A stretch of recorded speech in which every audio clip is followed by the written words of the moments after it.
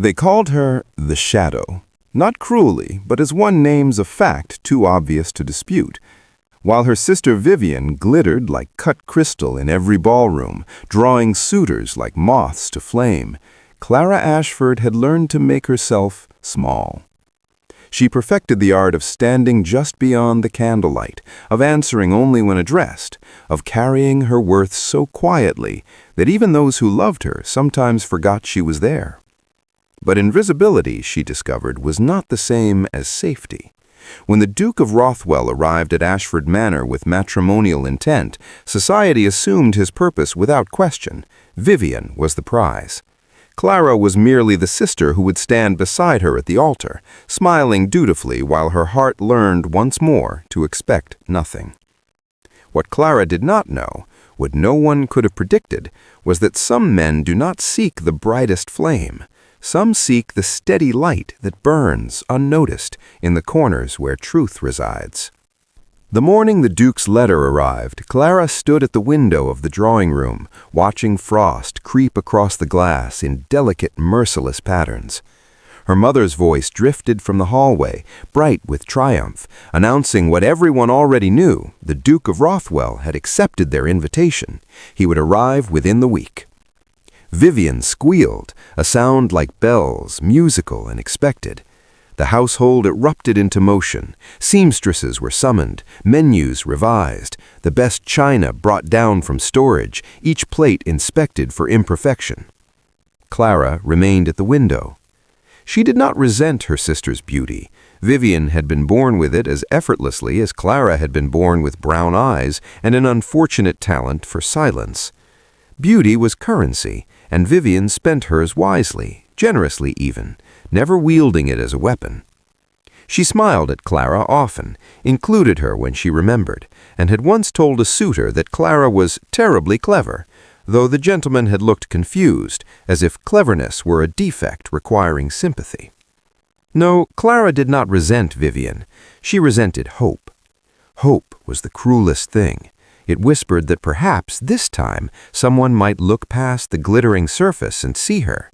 But hope was a liar, and Clara had learned to silence it. Outside, the frost thickened, and Clara pressed her palm to the cold glass, feeling nothing but the winter she had grown accustomed to, carrying within her chest. Will the Duke see what everyone else has missed, or will Clara remain forever in the shadows? Keep watching to find out if love can find the one who's learned to hide. The Duke of Rothwell arrived on a Thursday, beneath skies the color of tarnished silver. Clara watched from the upper gallery as his carriage rolled through the gates, black lacquer gleaming despite the gloom, drawn by horses that moved with the disciplined grace of soldiers. The entire household had assembled in the entrance hall below, her mother's posture rigid with anticipation. Vivian, radiant in pale blue silk that made her eyes luminous as sapphires. Clara wore gray. She always wore gray. She descended the stairs slowly, timing her arrival for the moment after introductions, when attention would be safely fixed elsewhere. But as she reached the final step, the Duke turned. The impact of his gaze was immediate and unsettling. He was tall, his features carved with aristocratic precision, dark hair swept back from a face that held no warmth, only a terrible, watchful intelligence. His eyes, pale gray like winter ice, swept the room with the efficiency of a man cataloging assets. They lingered on Vivian, as expected, but then moved past her. To Clara. She froze, one hand still resting on the banister. The moment stretched, thin and strange, until her mother's voice shattered it. "Your Grace, may I present my eldest daughter, Miss Vivian Ashford?" Vivian curtsied with practiced perfection, and the Duke's attention returned to her, as propriety demanded. Yet Clara felt the ghost of that gaze like a brand. She curtsied when her own introduction came, "My younger daughter, Miss Clara," and kept her eyes lowered, heart hammering against her ribs for reasons she could not name. When she finally looked up, the Duke was watching her still, and he was frowning. Dinner was an exercise in endurance. Clara sat at the far end of the table, positioned precisely where younger daughters belonged, seen when necessary, heard never. The candles cast golden light across silver and crystal, and Vivian held court with effortless charm, her laughter like music carefully composed to enchant. The Duke listened. He responded when addressed, but his attention seemed elsewhere, his answers courteous, yet strangely distant, as though he were solving an equation no one else could see. Clara pushed food across her plate, grateful for invisibility. She had perfected the art of appearing engaged while thinking of other things, the book waiting in her chamber, the letter she'd begun to her former governess, the quiet hour before dawn when the house belonged only to her. Miss Clara. Her cattle clattered against porcelain. Every head turned. The Duke regarded her from across the table, his expression unreadable. "Your mother mentioned you are fond of literature. What are you reading presently?" The question landed like a stone in still water. Her mother's smile tightened. Vivian's eyes widened with something between sympathy and confusion. This was not how courtship proceeded.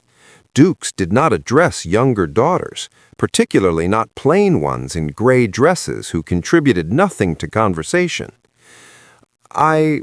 Clara's voice emerged, smaller than intended. She cleared her throat. "Milton, Your Grace. Paradise Lost. An ambitious choice." His tone gave nothing away. "And what do you make of his argument? Is obedience virtue, or is questioning the divine a nobler pursuit?" The room held its breath. Clara felt heat rise to her cheeks, but beneath the embarrassment stirred something unexpected. Interest. He had asked a real question, not a pleasantry, but an inquiry that assumed she possessed thoughts worth hearing. She should have demurred. A proper young lady would have smiled, deferred to masculine wisdom, and redirected attention to safer topics. But Clara had spent years in silence, and the Duke's question had opened a door she had not known existed. "I believe," she said slowly, choosing each word with care, "that Milton presents obedience and questioning as intertwined rather than opposed. Virtue without understanding is merely compliance. To choose obedience after wrestling with doubt, that is faith." The silence that followed was different now, charged. The Duke's expression shifted, something flickering behind those winter eyes, surprise perhaps, or recognition.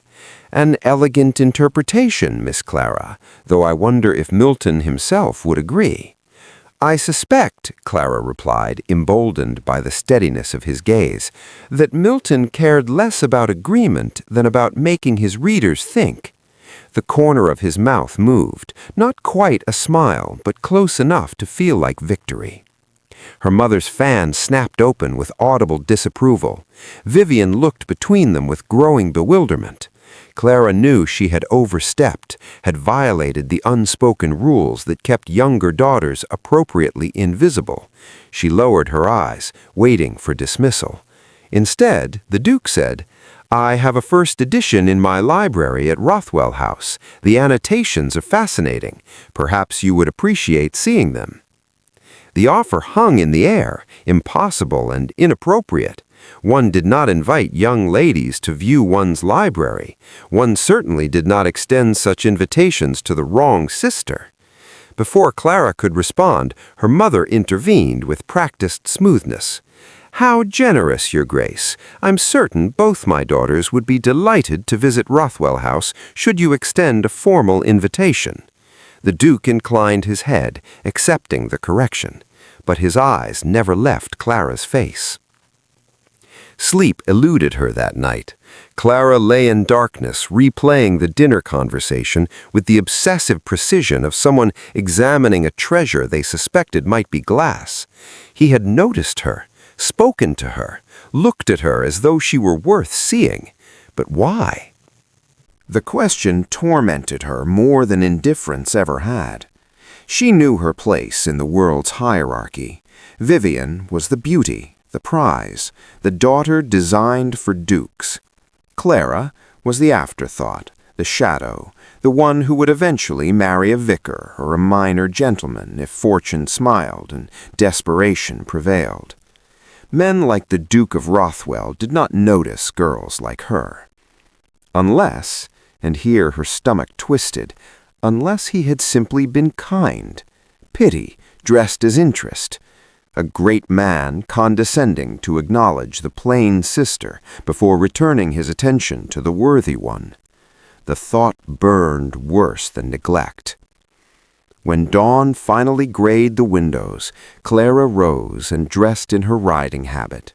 The household still slept, and she craved the solitude of the morning, the freedom of movement unconstrained by watching eyes.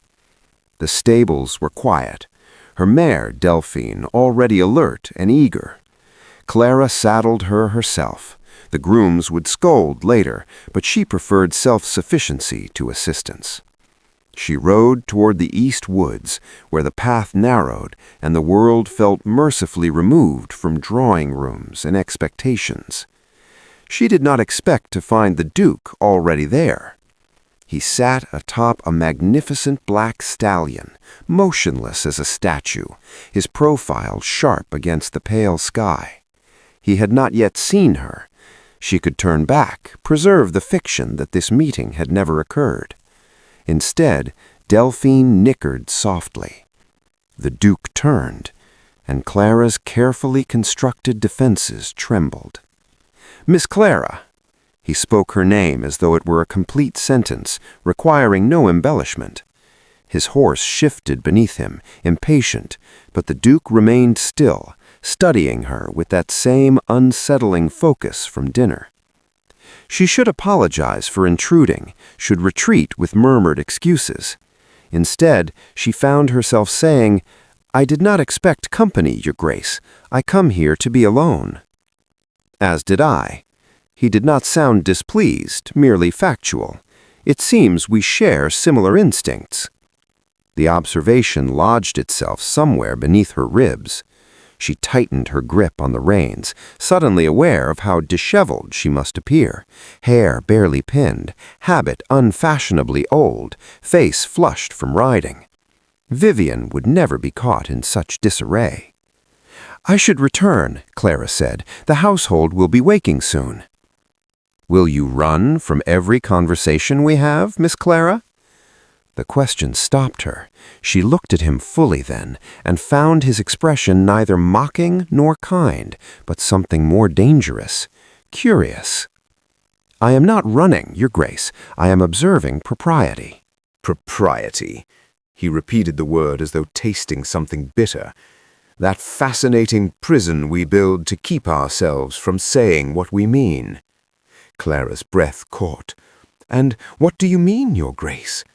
He urged his horse closer until only a few feet separated them. This near, she could see the fine lines at the corners of his eyes, the weariness embedded beneath his aristocratic composure. He looked like a man who had learned to wear duty like armor. "I mean," he said quietly, "that last night at dinner you were the only person who spoke to me as though I were a man rather than a title." The Duke has noticed Clara? But why? Is it genuine interest or something more complicated? Subscribe and turn on notifications so you don't miss what happens when Vivian discovers where the Duke's true attention lies. Comment below. Should Clara guard her heart or dare to hope? The confession struck Clara like a physical blow. She had prepared herself for polite dismissal, for the inevitable moment when his attention returned to its proper object. She had not prepared for honesty delivered in a voice rough with something that sounded almost like loneliness. "Your Grace, Words failed her. What did one say to a duke who had just stripped away pretense as easily as removing a glove? "You think I came to court your sister?" It was not a question. He guided his horse alongside hers, close enough that she could smell leather and something darker, sandalwood perhaps, and morning air. Everyone thinks that. Your mother has planned the wedding, I suspect. The band's practically written. Vivian is, Clara began, loyalty rising instinctively. Beautiful, accomplished, everything a duchess should be. His tone carried no admiration, only weary acknowledgement. I have met 100 women like your sister, Miss Clara, each one perfect, polished, utterly interchangeable. They smile when expected, defer when required, and possess all the depth of a portrait painted for show. The criticism of Vivian stung, even as part of Clara recognized its truth.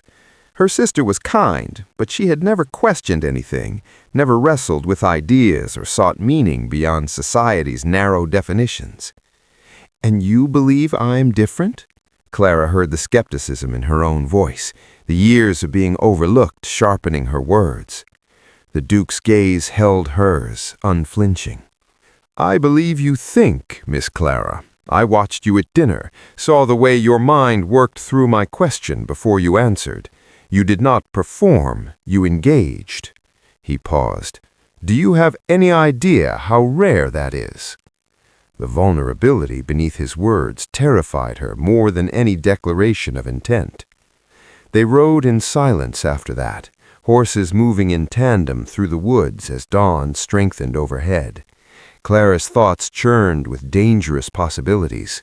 She knew she should protect herself, should remember that dukes did not marry shadows, regardless of what they claimed to value in dawn conversations hidden from the world.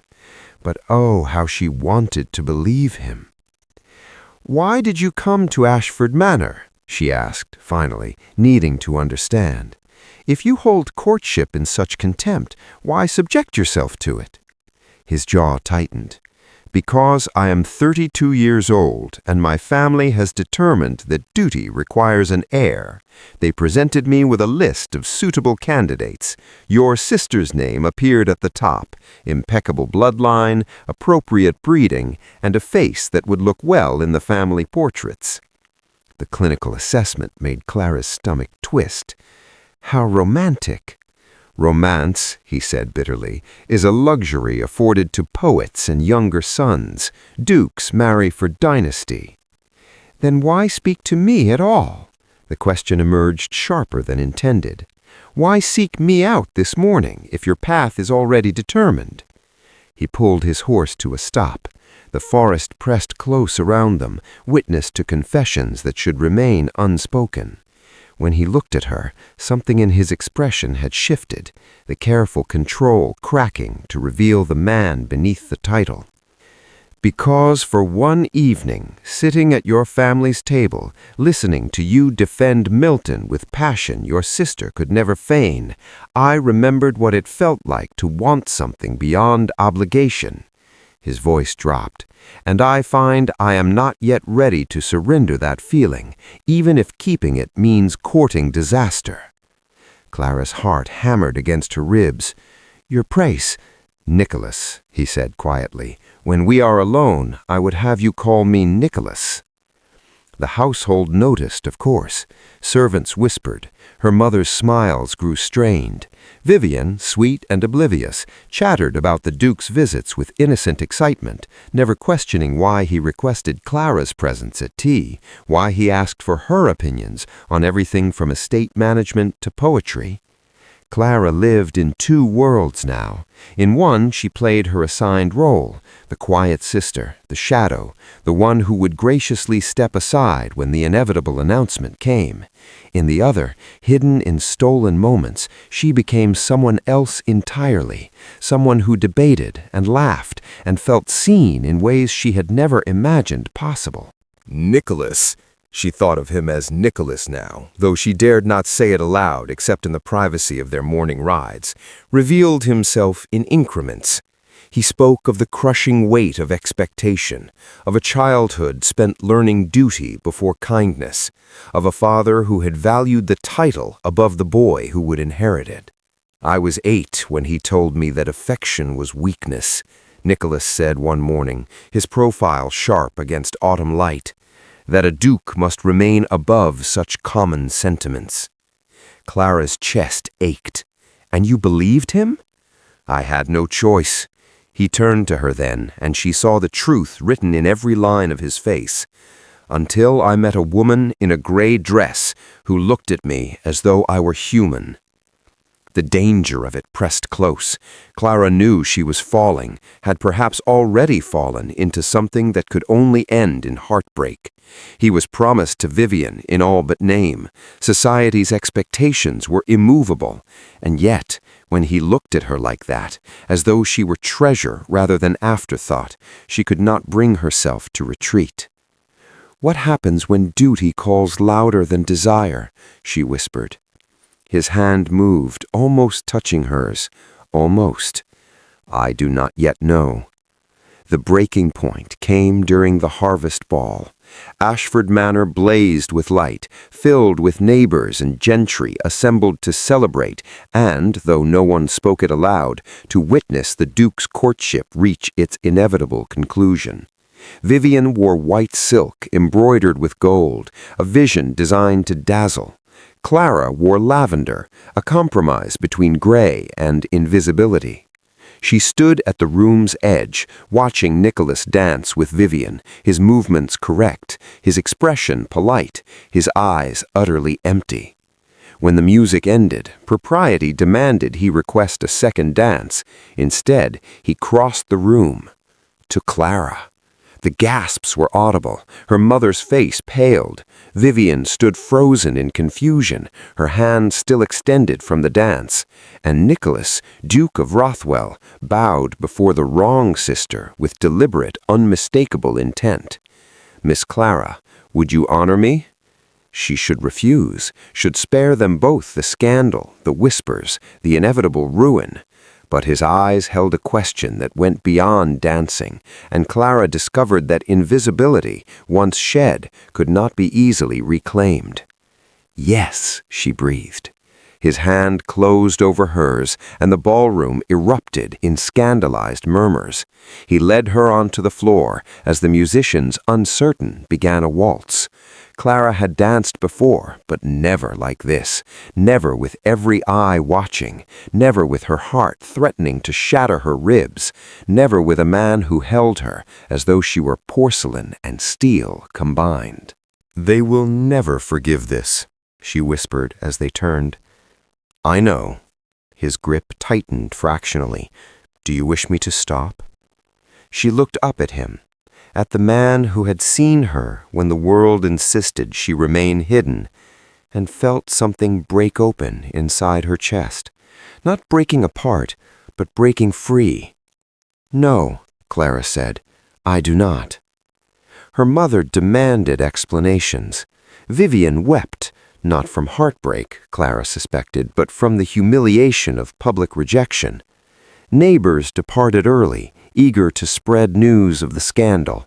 And through it all, Nicholas remained, standing in the drawing room with aristocratic composure, while Clara's world disintegrated around her. "You have compromised my daughter," her mother said, voice shaking with fury and fear. "You have ruined her reputation before the entire county." "Yes," Nicholas agreed calmly, "which is why I intend to marry her." The silence that followed was absolute. Clara felt her lungs forget their function, felt time suspend itself around his words. He had not looked at her when he spoke, had addressed her mother with the same authority he might use to discuss contracts. But now he turned, and in his eyes she saw not duty, but choice. "Miss Clara," he crossed to where she stood, trembling. "I came to your home seeking a suitable arrangement. I found instead something I believed myself incapable of finding. I found honesty, intelligence, a woman who sees me rather than my title." He took her hand, propriety abandoned.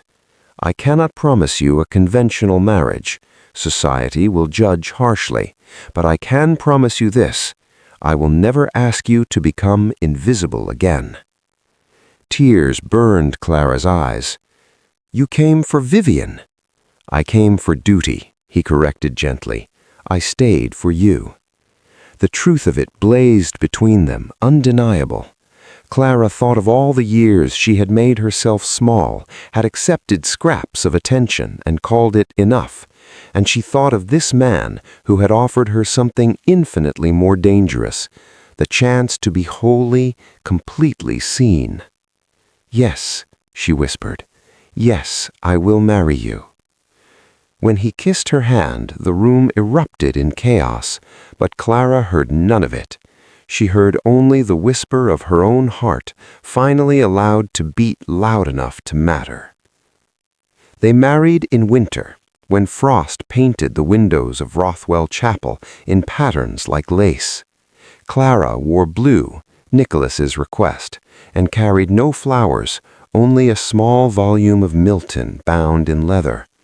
Vivian attended, graciousness recovered, and would marry the following spring to an earl who appreciated beauty without requiring depth. "They will never forgive this," she whispered as they turned. "I know." His grip tightened fractionally. "Do you wish me to stop?" She looked up at him, at the man who had seen her when the world insisted she remain hidden, and felt something break open inside her chest. Not breaking apart, but breaking free. Understood at last what she had truly gained. Not a title, not a grand estate, but the extraordinary gift of being chosen. Not as second best, not as convenient replacement, but as herself. Nicholas took her hand as they stood before the altar, his grip steady and sure. And when the vicar asked if she took this man, Clara answered with the same word that had changed everything. Yes.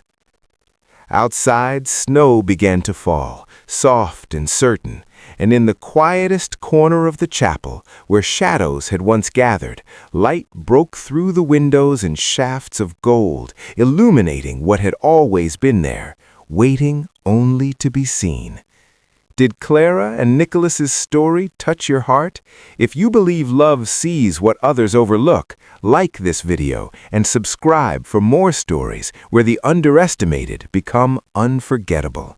Share this with someone who needs to remember you don't have to be the brightest light to be someone's entire world.